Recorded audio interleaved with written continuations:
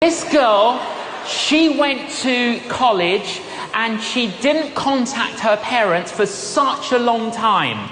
And then she felt really bad about not contacting her parents, so she decided to write a letter to her parents to kind of explain the reason why she's not been in touch with her parents for such a long time. And this is what she wrote. Dear Mum and Dad, since I left for college, I've been remiss in writing, and I'm sorry for my thoughtlessness in not having written before. I will bring you up to date, but before I do, can you please sit down? It's very important that you sit down before you read on. I'm getting along pretty well now. The skull fracture and the concussion that I got when I jumped out of my dormitory window when it caught on fire shortly after my arrival. It has pretty well healed. I only get those sick headaches a couple of times a day.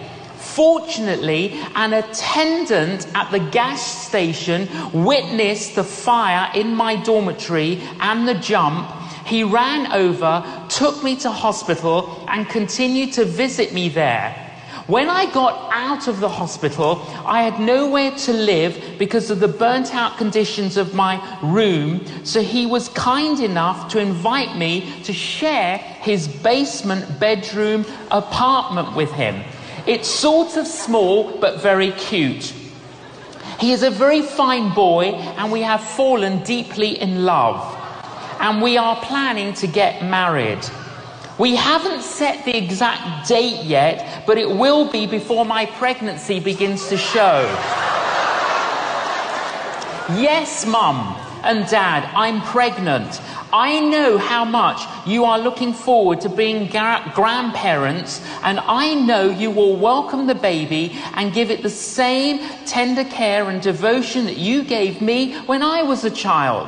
Now, the reason for the delay in our marriage is that my boyfriend has an infection, which I carelessly caught from him. I know, however, that you will welcome him into our family with open arms. He is very kind, and although not well educated, he is ambitious.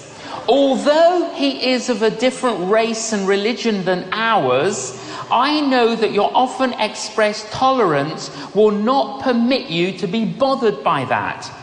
In conclusion, now that I have brought you up to date, I want to tell you, there was no dormitory fire. I did not have concussion or skull fracture.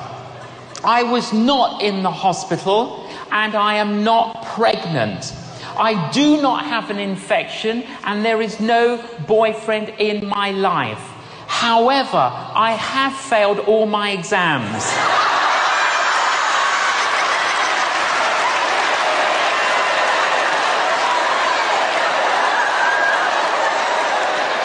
However, I have failed all my exams, and I wanted you to see these results in their proper perspective.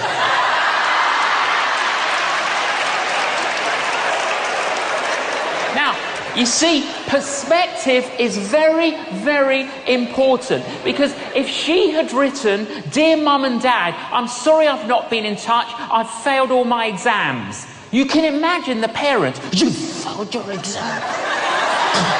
What do you mean you failed your exams? You know, we're supporting you, we're financing you, you failed your exam. But when you read all of this, and then she says she failed her exams, you're like so happy.